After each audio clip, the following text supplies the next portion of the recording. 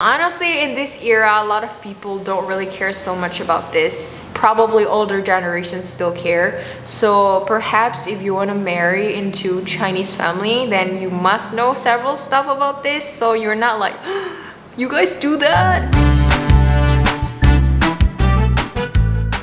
Hi everyone, welcome back to my channel. I'm Selly, your favorite Chindo girl. It's almost Chinese New Year. It's like the time of the year when it's so festive again after Christmas. Today I am going to compare between the Chinese New Year celebration in China and in Indonesia. So if you guys are new in my channel, I am Selly. I'm a Chinese-Indonesian. I was born and grew up in Jakarta, Indonesia.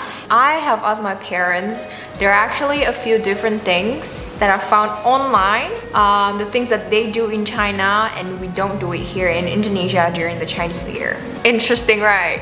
So a little disclaimer first, please bear in mind everybody has their own traditions at home and it might be different from your family. From one family to another, although within the same country, it might be different. A little bit of my family background. So my mom is from Bangka Belitung and then she is a Hakka person. My dad is from Pontianak, West Kalimantan, and he is a Teochew. Today, we're not gonna talk about the specific way of how Chinese-Indonesians celebrate Chinese New Year because I've actually done a video about it before last year with my mom. It's in Bahasa. If you wanna check it out, you can click here. There is an English subtitle as well. Okay, so today is all about comparison.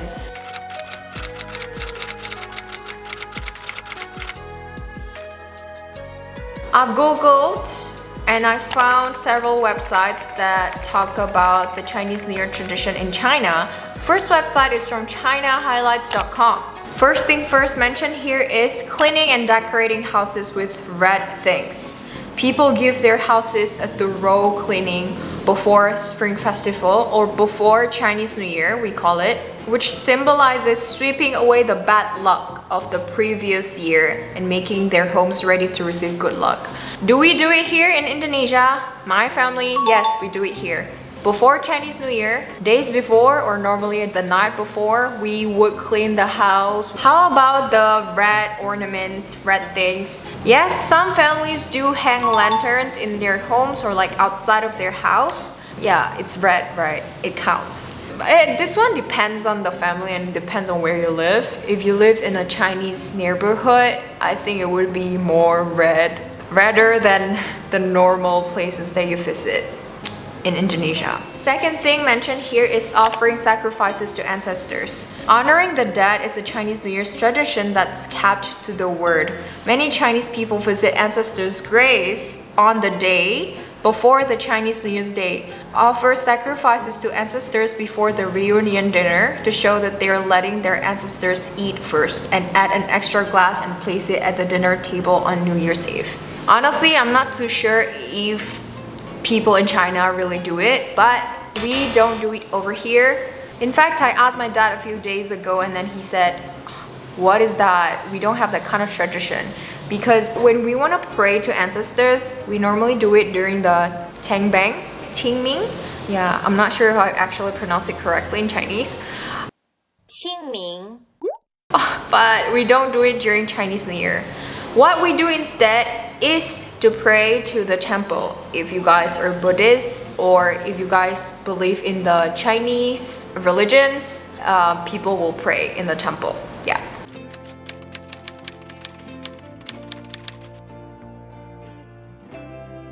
So no, we don't put an extra glass at the dinner table on New Year's Eve as well. The third one, enjoying a family reunion dinner on New Year's Eve.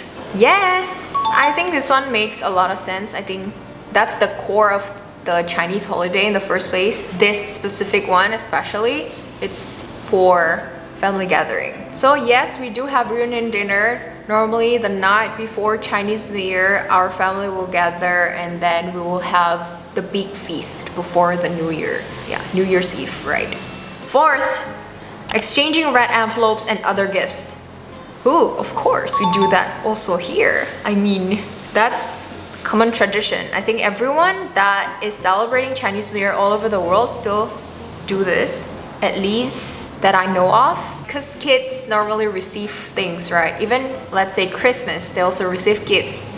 So here, we also receive hongbao, money. So it's typically the same over here. However, the way we speak to the elderly would be different. Like how we would ask for the ang pao or like how we would greet during the Chinese New Year would be different depending on where you live. If I go to my dad's big family, the relatives and so on, I would say 新家主义.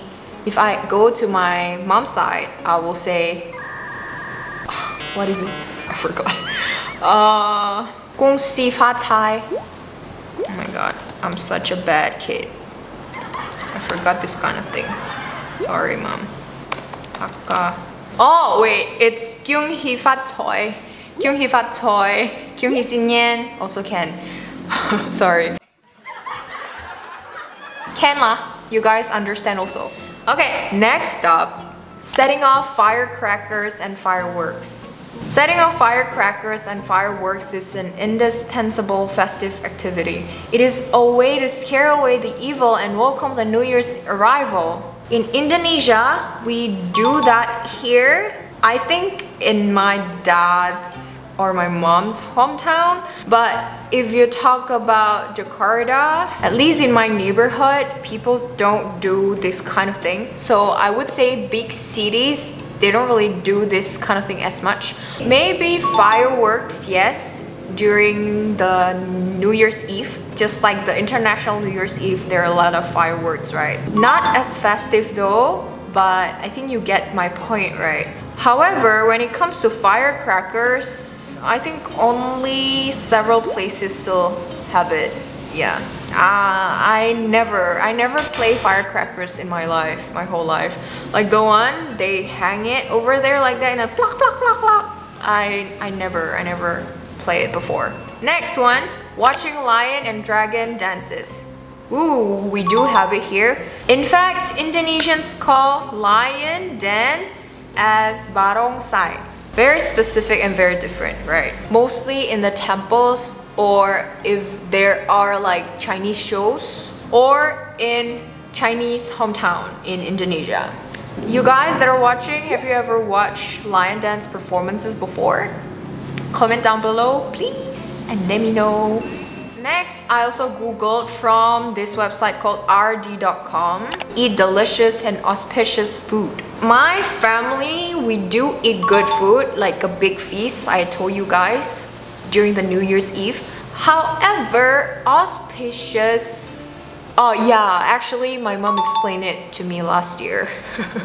Yeah, in that video, specific one.